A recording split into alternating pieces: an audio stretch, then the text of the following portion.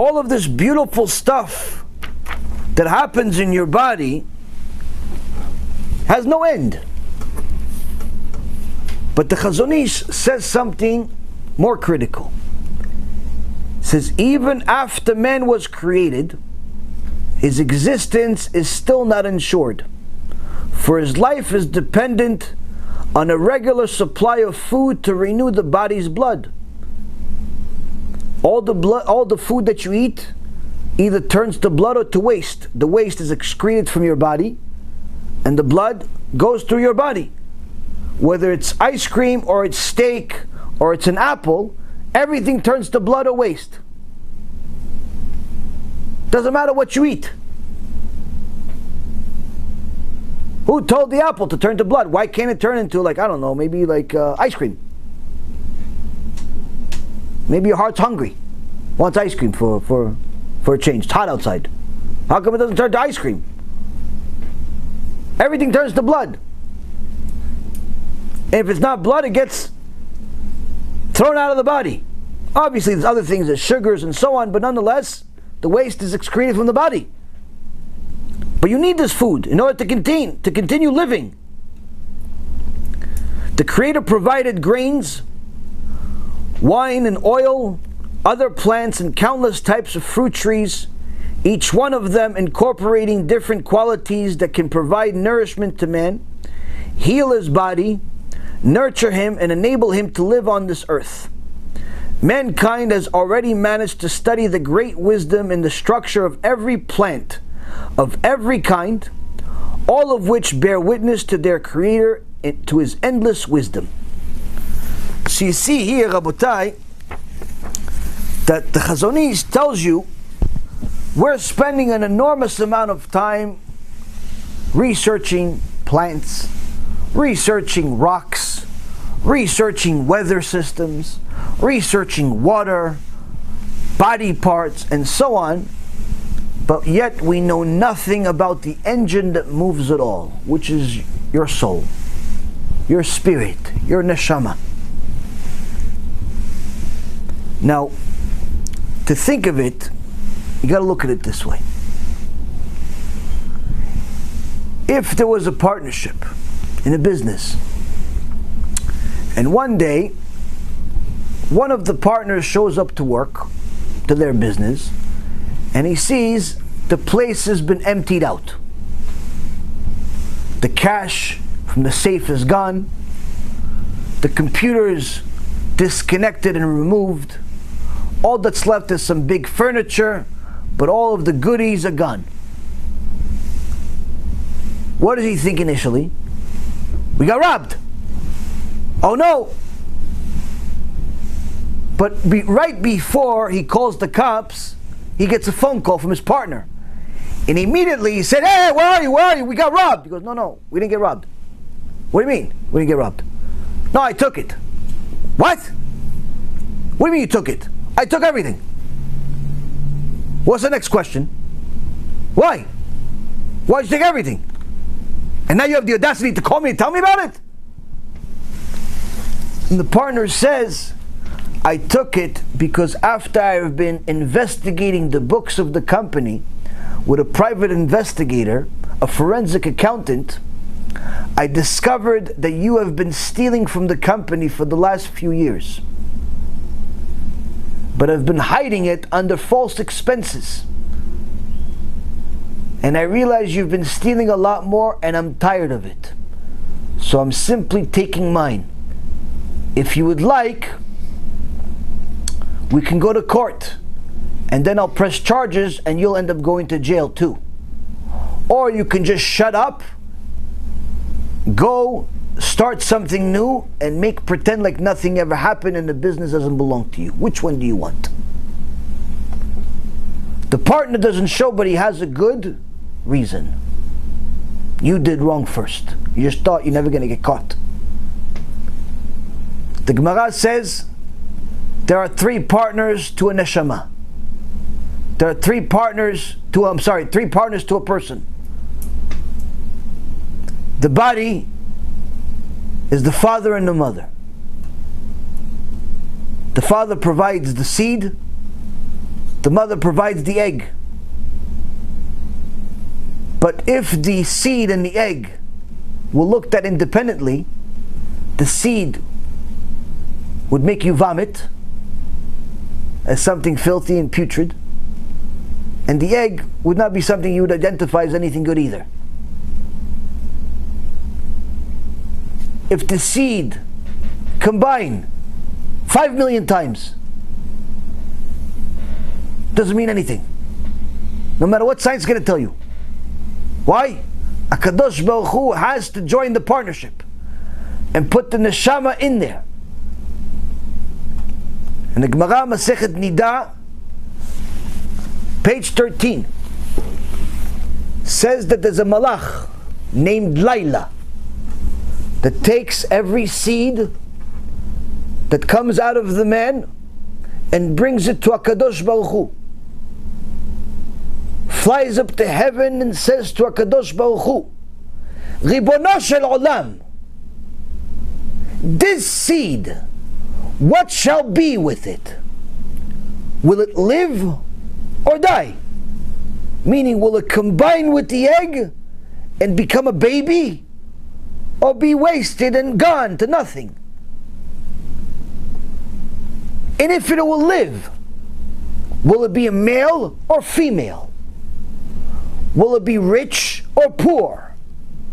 Will it be tall or short? Will it have blue eyes, green eyes, brown eyes or black eyes? Will it be albino? Will it have blonde hair? Will it have black hair? Will it have nice teeth? What kind of job will it have? Is it going to get married or stay alone? Every single thing is decided at that moment. That the husband is together with his wife in that meeting between Ribono shel Olam and his shliach, the malach, named Laila. For all of us to think that we are not rich because we don't have a good job, we are not married because we don't have good luck, we are not beautiful because our parents are such and such, kfirah, heresy. All of that was decided before you were even a thought in your parents' brain, before they knew you existed, when you were still just potential. Akol midei shamayim chutz mirat shamayim. Everything is from heaven except the fear of heaven. Whether you're rich or you're poor, or you're married or you're single, or you're male or you're female, whether you're alive or dead, whether you have good teeth or bad teeth like mine, whether you're good looking or ugly, whatever you are, HaKadosh Baruch Hu decided that before you even knew you. And that meeting, when he decided, I'm going to partner with these two people and put a neshama in this new being. Now what happens if HaKadosh Baruch Hu became a partner? Ishtabach Shemo, 9 months later, normally, baby comes out. He's crying and everyone's laughing. You know what the baby's trying to, what he's saying, right? Why are you all laughing? I was having a good time over there. What are you guys laughing about? What are you all laughing about? I'm crying, you're laughing. What kind of people are you? I want to go back inside. Why? He was learning Torah. What was he doing? You think he doesn't want to be next to us? He's learning Torah with the Malach, knew the entire Torah. But now that he's out, he's crying because he didn't want to come to this world. He wanted to continue learning Torah. But HaKadosh Baruch Hu pushed him out. You have to. Be'al kolcha. Against your will you will live, and against your will you will die. That's what the Mishnah in Avot says. Now the person is here. This little person every day, Shtabach Shemo, grows up to be a bigger person, a bigger girl, a bigger boy. Little by little they become a man or a woman.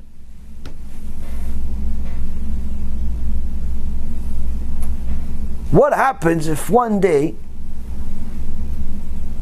the partner called HaKadosh Baruch Hu decides he doesn't want to show up? What happens if one day, the father already did his business?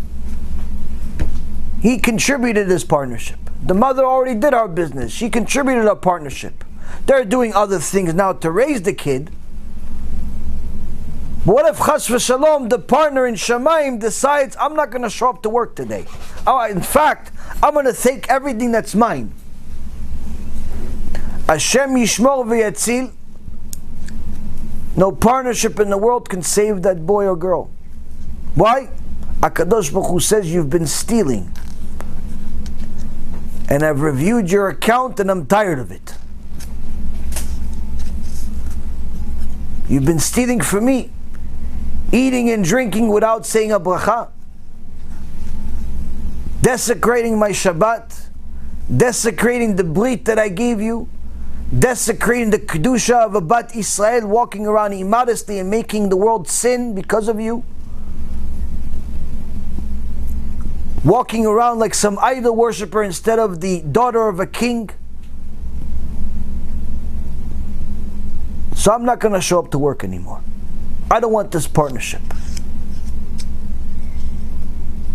No one's going to be happy about it, especially that person. Now, none of us ever want to experience this, not directly or indirectly. And HaKadosh Baruch Hu says to us, I also don't want you to experience it directly or indirectly. But you have to know that when I became a partner, we signed the contract. Whether you like it or not, whether you agree to it today or not, you've benefited from that contract.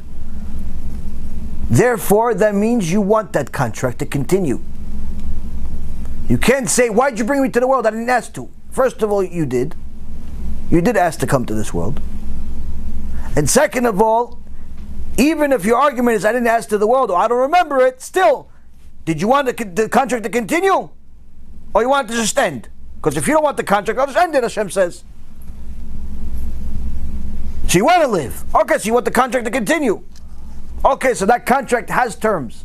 What are those terms? They start with the letter T in English, or Taf in Hebrew. And the rest of it is Ora. Torah is Ora'ah, instructions, the contract, the agreement. You comply with the Torah, you have nothing to worry about. Yeah, what if a person that already lived the Torah, kept the Torah, but he died also? He didn't die. His neshama just transferred from this body to a much better place.